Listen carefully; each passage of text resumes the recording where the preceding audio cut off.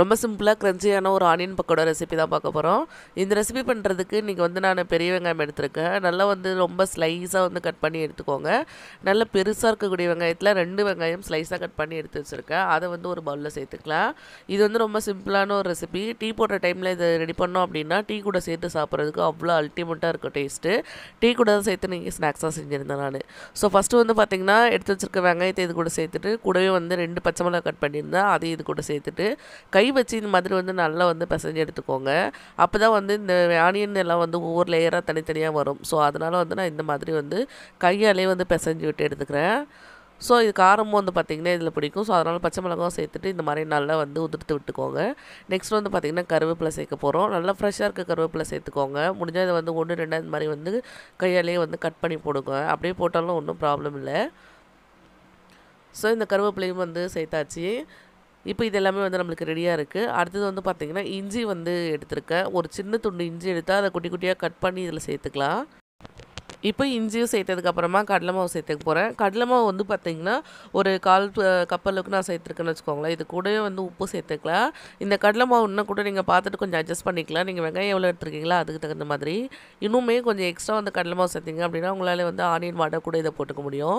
அடுத்ததான் வந்து 1 ஸ்பூன் அளவுக்கு வந்து பார்த்திங்கன்னா அரிசி மாவு சேர்த்துக்கிறேன். நல்லா நம்மளுக்கு க்ரன்ச்சியாக கிடைக்கும்.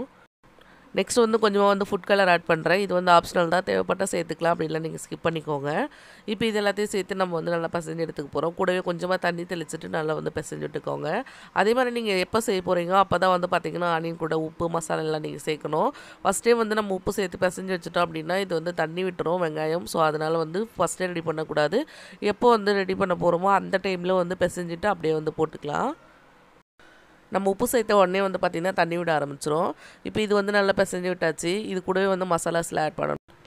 என்னென்ன மசாலா ஆட் பண்ணுறேன் அப்படின்றத பார்த்துடலாம். இதில் வந்து பார்த்திங்கன்னா காரத்துக்கு தகுந்த மாதிரி மிளகாத்தூள் சேர்த்துருக்கேன். காஷ்மீரி மிளகாத்தூள் வந்து கொஞ்சமாக சேர்த்துக்கோங்க. அடுத்தது வந்து பார்த்திங்கன்னா கொஞ்சமாக வந்து கறி மசாலா சேர்த்துக்கிறேன். இது வந்து பார்த்திங்கன்னா ஒரு சின்ன ஸ்பூனில் 1 ஸ்பூன் அளவுக்கு கறி மசாலா சேர்த்துருக்கேன். அதே மாதிரி கரம் மசாலாவும் சேர்க்க போகிறேன். இதுவுமே வந்து பார்த்திங்கன்னா அந்த குட்டி ஸ்பூனில் 1 ஸ்பூன் அளவுக்கு வந்து கரம் மசாலா.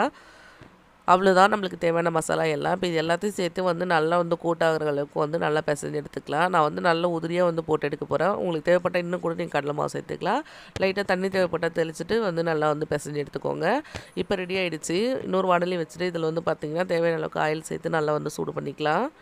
எண்ணெய் நல்லா சூடானதுக்கப்புறமா வந்து நம்ம போட்டு பொரிச்சு எடுத்துட்டோம் அப்படின்னா சூப்பராக ரெடி ஆகிடும். போட்ட கொஞ்ச நேரத்துலேயே வந்து நம்மளுக்கு நல்லா பொரிஞ்சு வந்துடும்.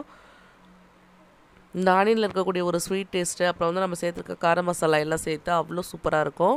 அதுவும் டீ கூட சேர்த்து சாப்பிடும்போது வந்து பார்த்திங்கன்னா எவ்வளோ சூப்பரான ஒரு காம்பினேஷன். டீக்கும் இந்த பக்கோடாவுக்கும் தான் வந்து பார்த்திங்கன்னா ட்ரை பண்ணி பாருங்கள் நீங்களும், உங்களுக்கும் வந்து ரொம்ப பிடிக்கும்.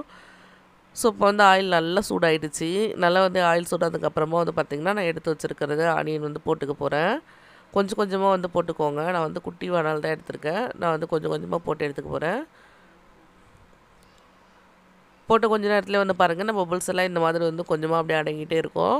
கொஞ்ச நேரத்துலேயே வந்து டோட்டலாக நம்மளுக்கு இந்த பபிள்ஸ் எல்லாம் அடங்கின உடனே ரெடி ஆகிடும். நீங்கள் வந்து நடுவில் வந்து ஒரு தடவை வந்து திருப்பி விட்டுக்கோங்க. திருப்பி விட்டுட்டு நல்லா வெந்ததுக்கப்புறமா வந்து நம்ம வெளியில் எடுத்துடலாம். அவ்வளோ சூப்பரான பக்கோடா நம்மளுக்கு ரெடி ஆகிடும். நல்ல பபிள்ஸ் எல்லாம் அடங்கி இந்த மாதிரி க்ரன்ச்சியாக ரெடி ஆன உடனே வந்து பார்த்திங்கன்னா வேறு ஒரு பவுலுக்கு மாற்றி வச்சிடுறேன். இன்னும் வந்து பார்த்திங்கன்னா ஒரு 2 பேட்ச் அளவுக்கு நான் போட வேண்டியது இருந்தது. போட்டு எடுத்துக்கிட்டேன். நான் ஃபஸ்ட்டே சொன்ன மாதிரி இன்னும் கொஞ்சம் கடலை மாவு எக்ஸ்ட்ரா சேர்த்துட்டு நீங்கள் வந்து இது வடை மாதிரி கூட தட்டி போட்டு எடுத்துக்கலாம். அதுவுமே வந்து பார்த்திங்கன்னா டேஸ்ட்டு சூப்பராக இருக்கும். டேஸ்ட்டில் எந்த டிஃப்ரெண்ட்டும் இருக்காது. பட் வந்து குழந்தைங்களுக்கு கொடுக்குறதுக்கு நல்லாயிருக்கும். இன்றைக்கி வந்து பார்த்திங்கன்னா இது கூட டீயோட சேர்த்து நாங்கள் சாப்பிட்டோம். சூப்பராக இருந்தது. நீங்களும் ட்ரை பண்ணி பார்த்துட்டு எப்படி இருந்தது அப்படின்னு சொல்லிட்டு மறக்காமல் கமெண்ட் பண்ணுங்கள். பை.